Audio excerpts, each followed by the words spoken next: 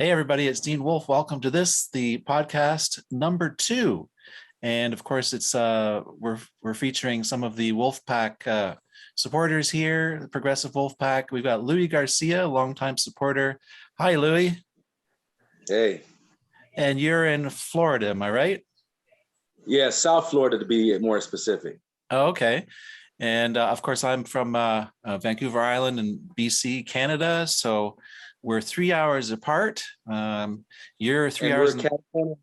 We're at Catacorner on each side of the country. That's true. Quite literally, eh? Okay. Yeah, Pacific Northwest and Southeast Atlantic right here. Yeah. So the closest I've ever been to where you are is I've been to Texas. Gosh, how long ago was it? God, it was a while ago. Yeah, Texas. What a feeling to be out there and looking at the ocean. What? Well, that's actually the Gulf. The Gulf, yeah. Of Mexico.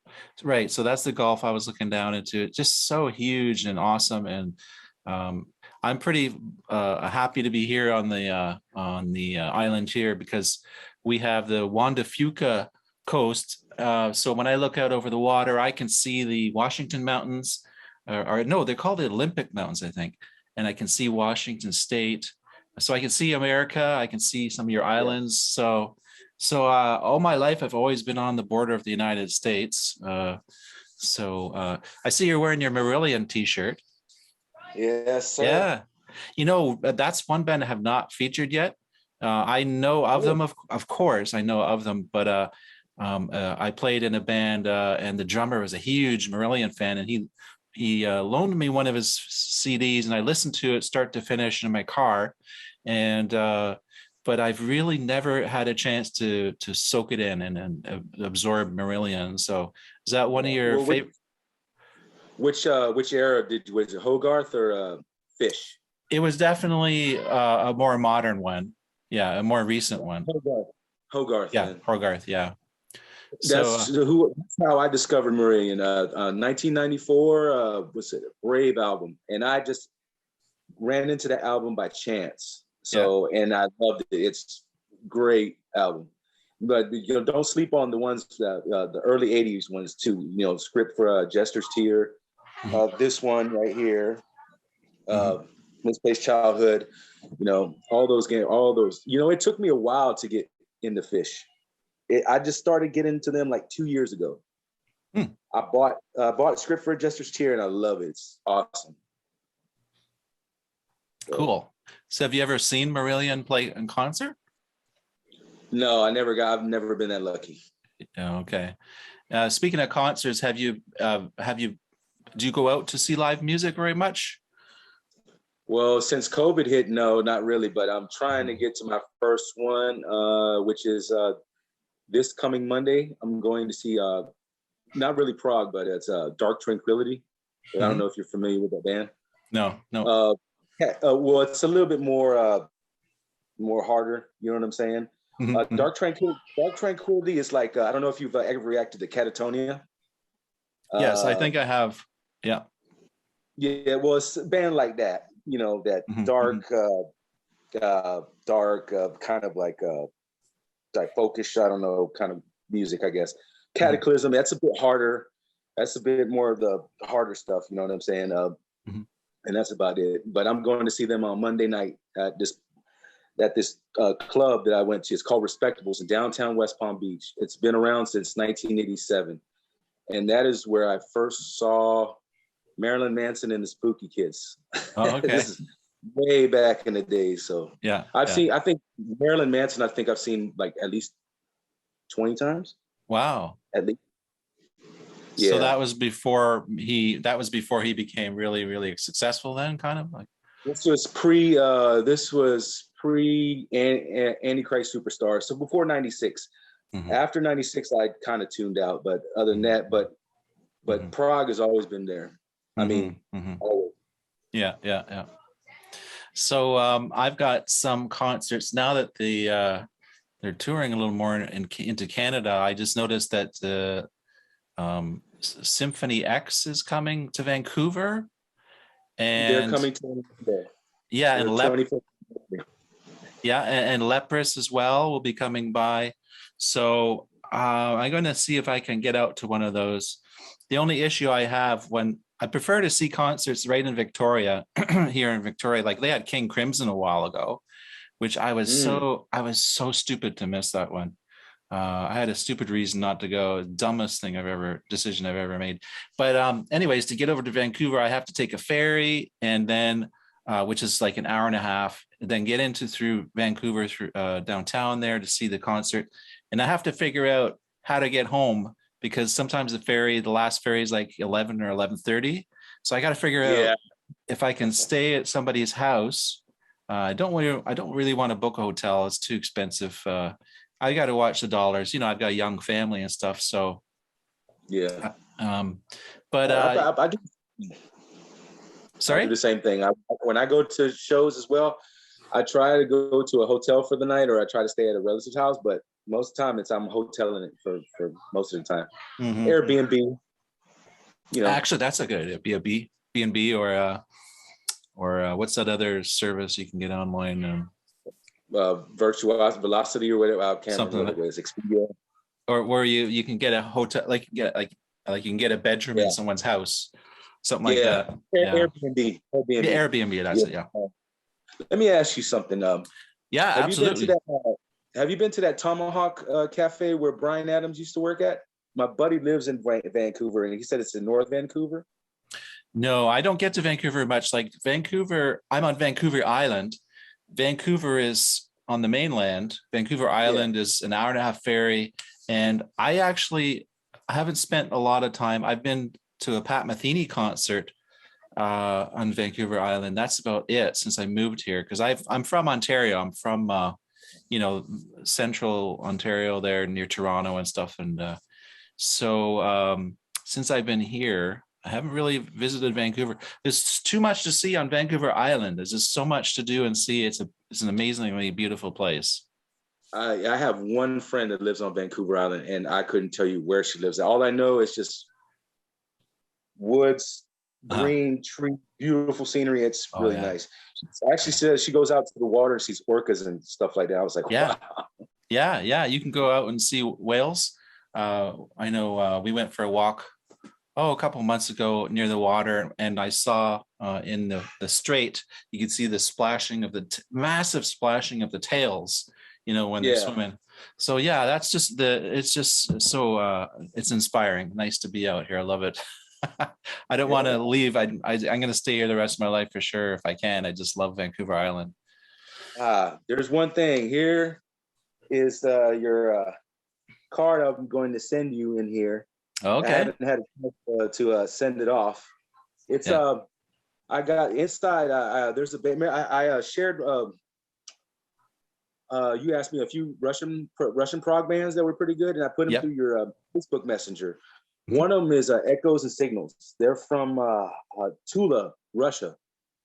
They're they're kind of sound kind of like Pure Reason Revolution. I think you've reacted to them before.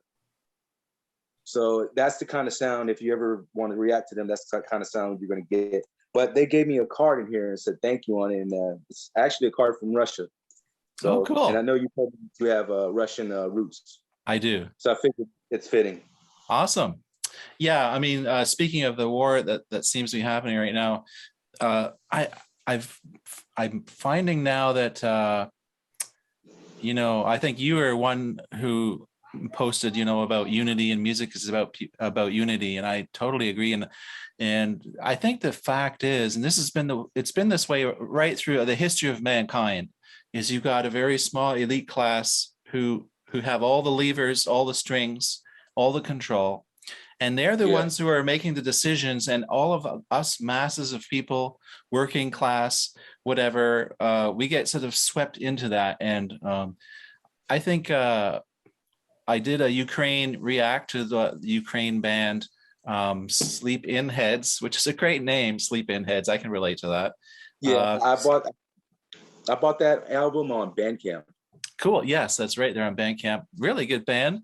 And so I want to balance that out and do a Russian band, because I know that, just because some elite leaders want to have war doesn't mean that all Russians are all for the war. So it is amazing, if you put all these leaders in a room and they had to jam, just play guitar and drums, like Putin was on like electric guitar, everyone had to play an instrument, bongos and stuff. Give them an hour, they would start playing, they would start making music and making that connection. It's almost a spiritual connection, or a real deep human to human connection that happens with music. And I know in my life, I've never been shy to jam with other people I don't know. And it's you don't even have to speak a word. Honestly, you just look and you play and you communicate. And so I really think music is an incredible force. And I don't think it's corny to say that. I think it really is genuinely an important communication as much as speaking, so yeah. But you're a little like me. I can tell music is life for you, right? Oh, definitely. Mm-hmm. Definitely. I'm the type of guy that can have an earbud in my ear, listening to music, watching TV, and doing something else like 2, 3, 10. And everybody asked me, "Can you really actually listen to music 24/7?" I was like, "Yep, sure can." Sure can, man. I mean, music heals, man. Music is life. Music connects. I mean, I've met over half the people on my timeline are through music groups. Love of music. Yeah, yeah. But I'll tell you one thing. One thing you pointed out, man. It's like all the madmen are holding the keys, and we're getting punished for our sanity. Yeah, that's exactly what it is. Yeah, yeah. But let me ask you something. What is your favorite band of all time? It's probably yes. Probably yes. Yes? Yeah. Yeah, I could tell. Yeah. Yeah. I mean, I grew up with Yes. I was born in '75, so my uncle was spinning Pink Floyd, The Wall, you name it, Cheech and Chong, Emerson, Lake and Palmer, Iron Butterfly, you name it. I was listening to it, and then, when you get grown up to a kid, you start getting inspired by the radio, whatever's played on the radio. Back then, we had the cheesy top 40 Casey Kasem hits. Yeah. I remember him. And yes, I grew up with MTV when they actually played music TV. When they actually played music. Before this, I don't know what, Jersey Shore. Yeah, no, not for me. But yeah, man, I grew up with Headbangers Ball. I grew up listening to Iron Maiden, thrash, Metallica, Anthrax, Slayer, Megadeth, Testament, all those things. I get my inspiration from everywhere. I mean, there's not one place that I don't get it. I mean, in my house when I was growing up, we had James Brown, we had Aretha Franklin, but we also had Led Zeppelin, 38 Special, The Police. It's from everywhere. Mm-hmm, mm-hmm. So I found that, so you've experienced this sort of pre and post internet world of music, because it's incredible how the internet has completely changed music. It used to be, you'll remember that, you mentioned Casey Kasem, like, hey, Casey Kasem, your top 40, So everyone was united. Everyone, you could talk to anyone and they would know who was in the top 10. They could name a couple bands that were in the top 10 at that time, like the Cars or the Police or something. Nowadays, it's all been splintered. And basically,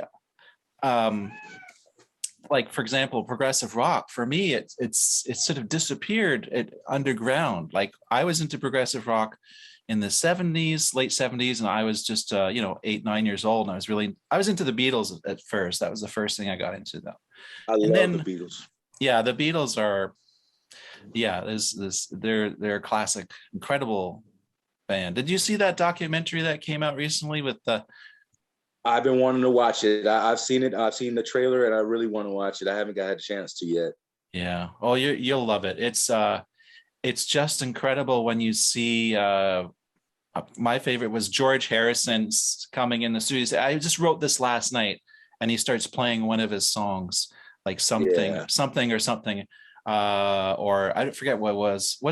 It wasn't Here Comes the Sun, but it's just incredible to see them talking like that. Like, I just wrote this last night. Of course, he would have no realization at that point how that music impacted people's lives profoundly and just so widely. So, but I think there's one song I do love from it's not really a Yes song. It's John Anderson with Tangerine Dream, Love by the Sun. My favorite movie is because Tim Curry is my favorite actor. So that movie Legend I grew up with. And that song, I can listen to that song for hours, man. That's really nice. John Anderson's great. He's got such an angelic voice. Yeah, man. Yeah. Really. Yeah, amazing. I mean, when I first heard it on that movie Legend at the end of the credits, I was like, whoa, that was pretty cool. Did you ever see Yes in concert live? No, that part, no. I don't even think my uncle had got to see him. He grew up in the 70s. He got to see Heart. He got to see Blue Oyster Cult, Aerosmith. He got to see some. He's seen Kiss before, which I have seen Kiss down in Pompano. It was them and Buck Cherry. You might not know who those guys are. I know. I've heard Buck Cherry. Yeah. Yeah, they opened for them in 2009 at the Annex down in Pompano. Yeah. Kiss are pretty legendary of the classic rock genre for sure.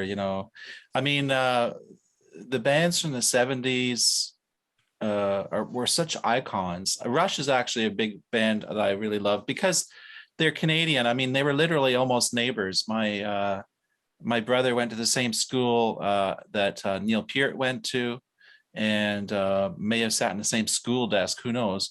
And Rush was from Neil Peart was from St. Catharines. That's where I grew up, and so Rush were like neighbors, and not literally, of course, but it just felt that way, But it's just incredible how bands were they grew into such giants of music, and I don't know if that happens nowadays. Like when I hear bands like Leprous and Symphony X and all this stuff, and I'm just absolutely floored at the quality of music they're writing.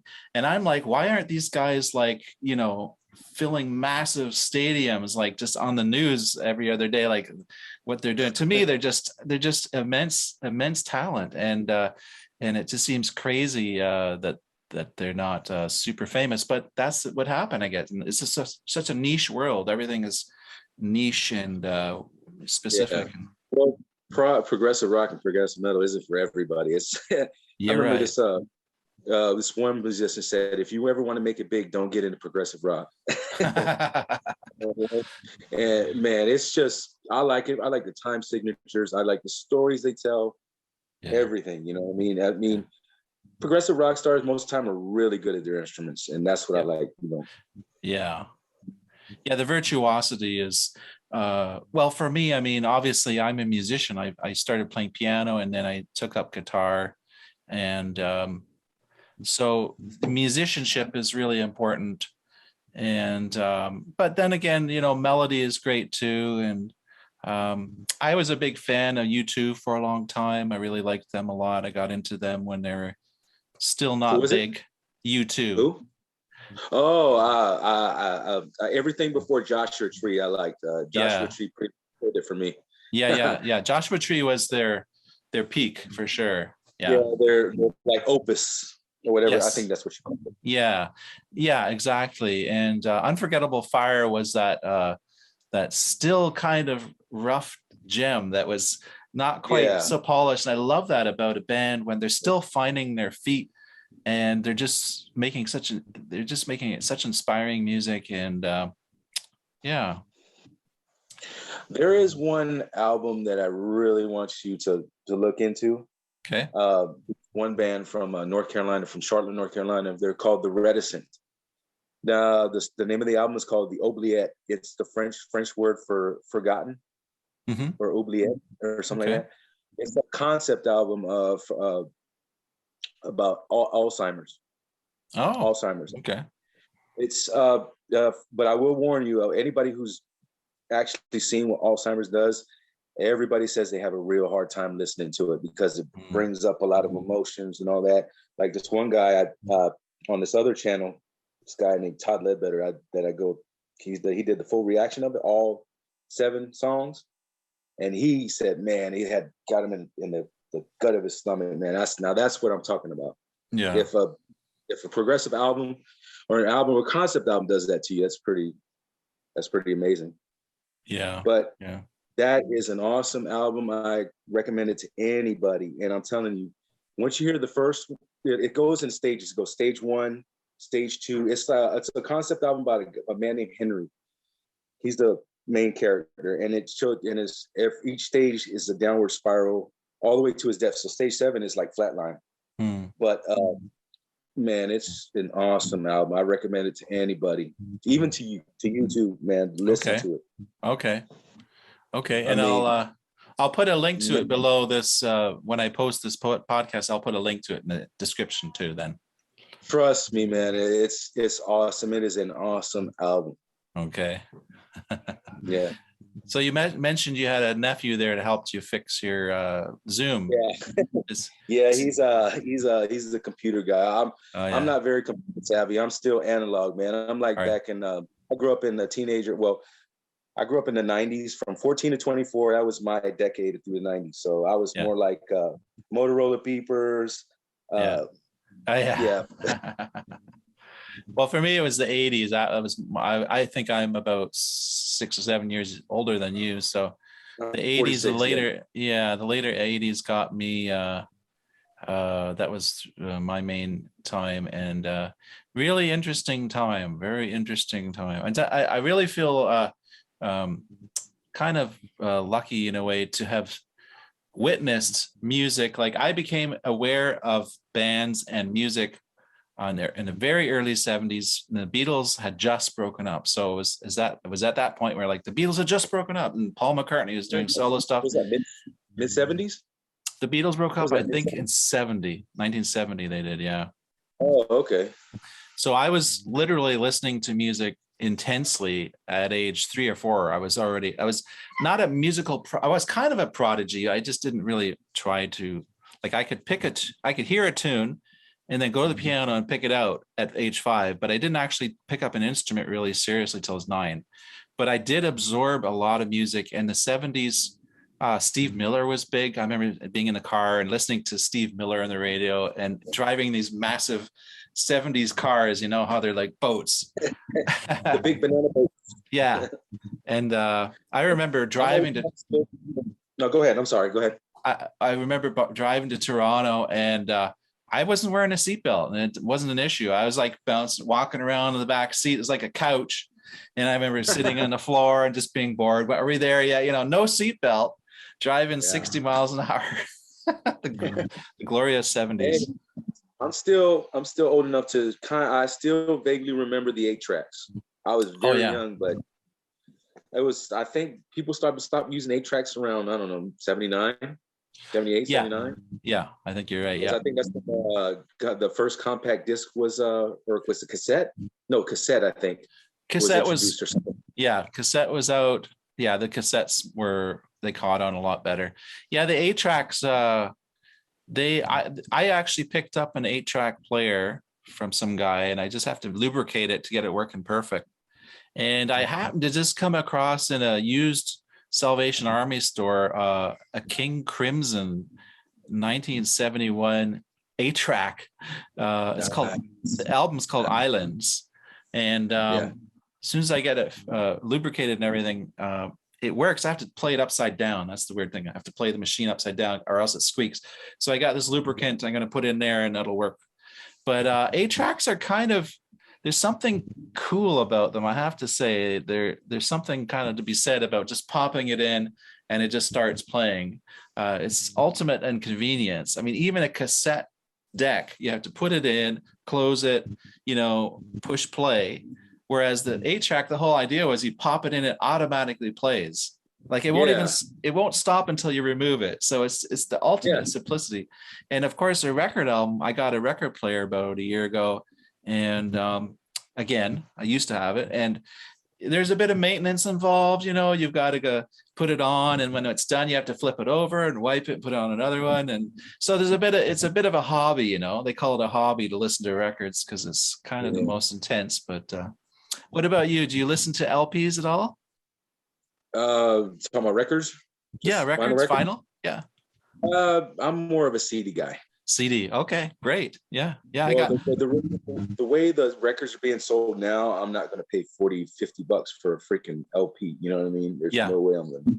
I'd yeah, rather yeah. pay the, well, that sometimes that doesn't always pan out, because I've gotten CDs from Poland, and their shipping cost is like insane, like 20, 25, sometimes $30. So a CD might cost $15, but you're paying 25 more dollars. So it turns out you need $30, $40 for a $15 freaking CD. So Yeah. sometimes it you're in the butt. Yeah, but I'm with you though. I appreciate sitting in, like, I got a CD player too. I got a 5-disc changer, and because I'd kind of given up on CDs, oh, good 10 years ago. I stopped listening to CDs. I gave away all my CDs. But then as soon as I got a record player, I thought, well, I might as well get a CD player too.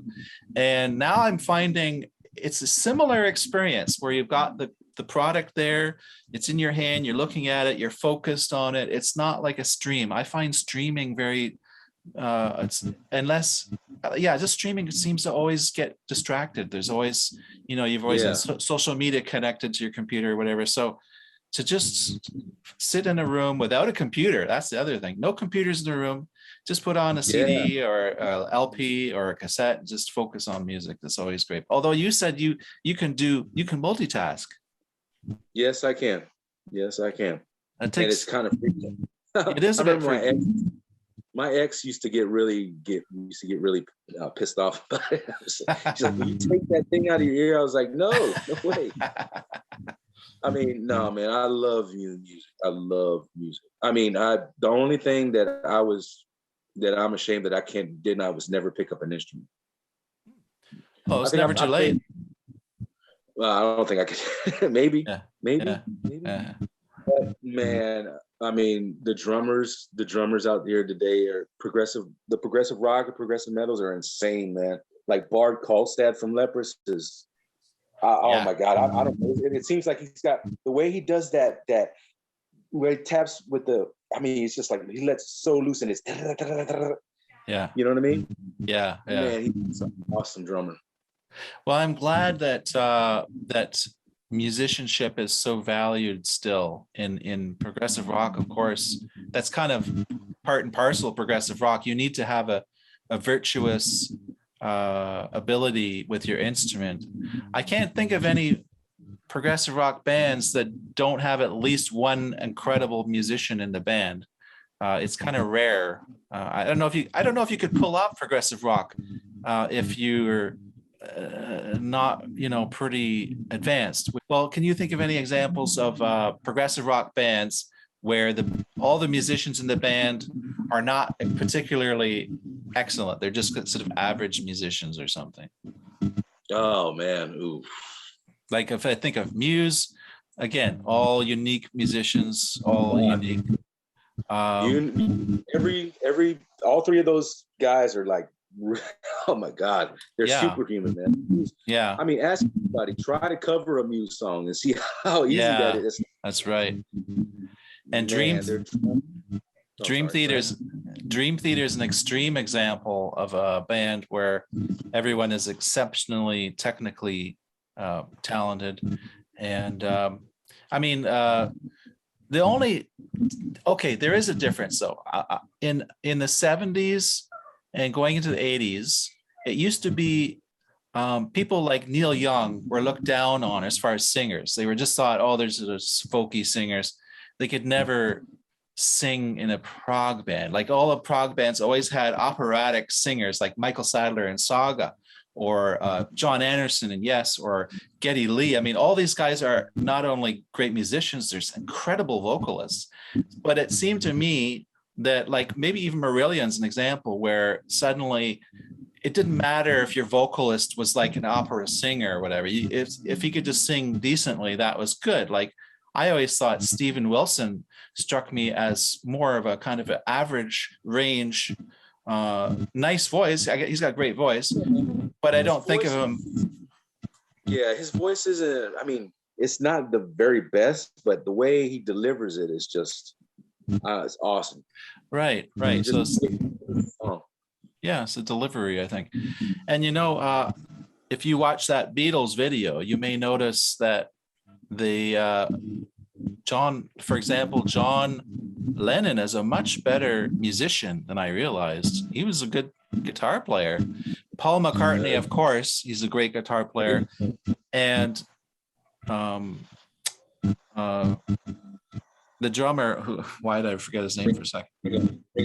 Ringo Starr. Ringo, apparently he has a meter like a machine, like a bear trap. He has an exact meter, but that's what I think Paul said. So, and then George Harrison had a kind of slight, I think he had a slight, he felt a little bit inferior as a musician for some reason, which was not really, I don't think he was. I think he was a great musician. Did you have any questions for me? No, man, just thank you for taking your time out doing these videos. I know it's not it's time consuming. You're trying to juggle your job, your rental duties and all that. And that's got to be all time consuming. So, and I want to say I'm sorry for the 30-minute Neil Young, for the Neil, what's that 30-minute song that I had you do? I know what you mean.